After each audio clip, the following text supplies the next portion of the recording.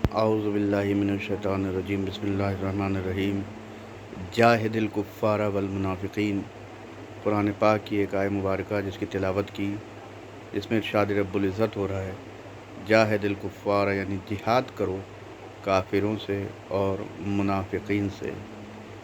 تو منافقین آج کیونکہ ایام اعزاز شروع ہو چکے ہیں، محرم چل رہا ہے، آپ دیکھتے ہیں اب یوٹیوب، فیس بک، سوشل میڈیا کے ذریعے سے اٹیک ہو رہا ہے، اور مجالس، ماتم، عزاداری سے منسوب، ان سے نسبت رکھنے والی چیزوں پہ طنز اور اعتراضات کیے جاتے ہیں کہ یہ شرک ہے، یہ بدعت ہے، ایسا نہیں ہونا چاہیے۔ اور سب سے زیادہ جو یہ مفتی مسعود ہے، اس کے پوسٹ آ رہے ہیں، نہ جانے کتنی توہین کر رہا ہے، تو سوچا اس کے لیے کچھ اپلوڈ کیا جائے۔ تو یہ میری پہلا پارٹ ہے، سب سے پہلے کہ منافق کو دلائل کے ذریعے سے، قرآن کی آیت کے ذریعے سے کیسے ذلیل اور رسوا کیا جائے، تو یہ میرا فرسٹ پارٹ ہے۔ اس کے اندر سب سے پہلے قرآنی آیات اور دلیل دینے سے پہلے منافقین کی صفات بتاتے، یہ زبان سے تو کہتے ہیں، جیسے سورہ بقرہ کی آٹھویں آیت میں ارشاد ہوا کہ وَمِنَ النَّاسِ مَن يَقُولُ آمَنَّا بِاللَّهِ وَبِالْيَوْمِ الْآخِرِ۔ یہ آیت ہے سورہ بقرہ کی آٹھویں، جس کے اندر اللہ تعالیٰ کا کلام ہے، آیت ہے کہ وَمِنَ النَّاسِ، لوگوں میں سے بہت سے لوگ ایسے ہیں جو زبان سے تو کہتے کہ ایمان لے کے آئے، حالانکہ وہ دل سے ایمان نہیں لے کے آئے۔ یہ آیت ہے قرآن کی۔ تو منافقین کی صفات یہ ہے کہ دل سے، زبان سے کچھ اور ہوتا ہے اور دل میں ان کے کچھ اور ہوتا ہے۔ بظاہری یہ لا الہ الا اللہ، اللہ اکبر کہتے ہیں، لیکن دل سے، کیونکہ منافق ہیں، چونگا اوڑھ رکھا ہے مال جمع کرنے کے لیے، زکوٰۃ لینے کے لیے، اور لوگوں کا پیسہ کھانے کے لیے، اور اس طریقے سے یہ دیکھیے ارب پتی ہوں گے، یہ آپ کو کار سے گھومتے ملیں گے، کوئی مفتی، کوئی مولوی آپ کو غریب نہیں ملے گا۔ قوم غریب ہے، ٹھیلا لگا رہی ہے نا، پوچا لگا رہی ہے، جو بھی لگا رہی ہے، غریب ہے، پریشان ہے۔ ان کے کرتے پاجامے بھی ہزاروں ہزاروں روپے کے ہوتے ہیں، ان کی گھڑی آپ دیکھیے گا ہزاروں لاکھوں روپے کی ہوتی ہے۔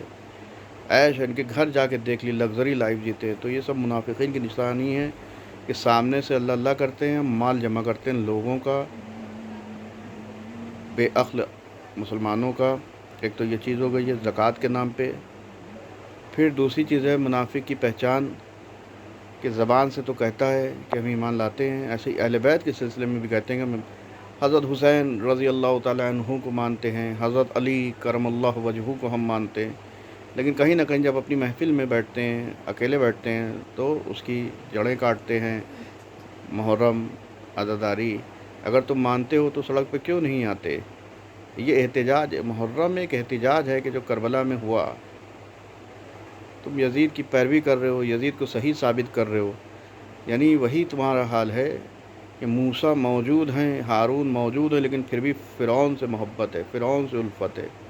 ابراہیم موجود ہیں، ابراہیم موجود ہیں، لیکن نمرود کی طرف کھینچے چلے آ رہے ہو۔ تو واقعاً یہ جہنمی ہیں، یہ ناصبی خارجی ہیں۔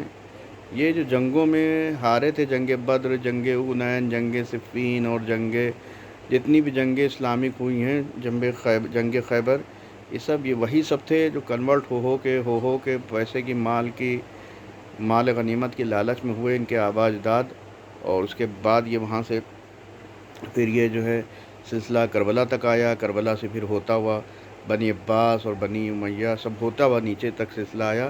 اب یہ مفتی مسعود کی شکل میں یہ لوگ ظاہر ہو رہے ہیں، اور بھرمار ہے پاکستان میں، ایسے مولویوں کی بھرمار ہے، منافقین کی بھرمار ہے پاکستان کے اندر۔ تو لہٰذا سب یہ چیزیں، پورا سورہ منافقون، قرآن میں سورہ منافقون ہے، قرآن پاک میں سورہ منافقون ہے۔ آپ دیکھیے جہاں پہ مومنین ہے، سورہ مومنون ہے، وہیں پہ سورہ منافقین بھی ہے۔ ایک طرف مومن ہوں گے اور ایک طرف منافق ہوں گے۔ منافق اہل بیت اطہار کو نہیں مانتا ہے، ولایت علی ابن ابی طالب کو نہیں مانتا، 12 اماموں کا قائل نہیں ہے، تو یہ منافق ہے، اور اس کا جنت سے کوئی دور دور تک کے جنتی تو چھوڑ ہی دیے، یہ جہنمی ہیں۔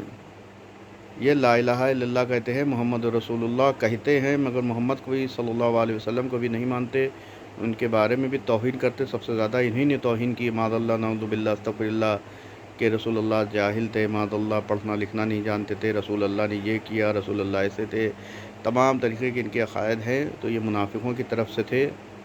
تو میں نے یہ پارٹ اپلوڈ کرنا چالو کیا۔ پہلے تو صفات بتا دوں منافقین کے، اب اس کے بعد میں قرآن کی آیتوں سے دلیل دوں گا۔ حالانکہ حجت تمام کرنا ہے یہ ان کے بارے میں، ایسے لوگوں کے بارے میں کہ قرآن کی آیتوں کو چھو بھی لیں گے۔ قرآن کی آیت ہی میں پیش کر رہا ہوں، اگر قرآن کی آیتوں کو چھو بھی لیں گے، رسول سے کہا جا رہا ہے اے رسول اگر یہ قرآن کی آیتوں کو چھو لیں، اس کے حرفوں کو، تب بھی یہ مان لائیں گے۔ میں اس لیے نہیں کہہ رہا ہوں کہ مفتی مسعود جو ہے مسلمان ہو شیعہ ہو جائے، میں تو حجت تمام کروں کہ ہماری قوم کے نوجوان ایسے لوگوں کے چکر میں نہ آئیں جو عزاداری ذوالجناح یا عزاداری یا ماتمداری پہ اعتراض کریں۔ اس سے بچانے کے لیے میں اپنی قوم کے نوجوانوں کو بچانے کے لیے ویڈیو اپلوڈ کر رہا ہوں، کیونکہ قرآن کی آیتیں مومنوں کے لیے شفا ہیں، ان کے لیے رحمت ہیں، اور اس سے ان کی روح تازہ ہوتی ہے۔ منافقین جائیں جہنم میں جائیں، ہمیں ان کو مسلمان نہیں، شیعہ نہیں کرنا ہے، جہاں ہو وہیں رہو۔ ہاں ہماری قوم کے جو نوجوان افراد ہیں ان کے عقائد باطل نہ ہوں، باطل کی طرف گمراہ نہ ہوں، باطل کی طرف نہ جائیں، اس لیے میرے ویڈیوز ہوتے ہیں اپنے نوجوانوں کے لیے، اپنے چھوٹے بھائیوں کے لیے، کہ ایسے بہکاووں میں نہ آئیں۔ وآخر دعوانا الحمدللہ رب العالمین۔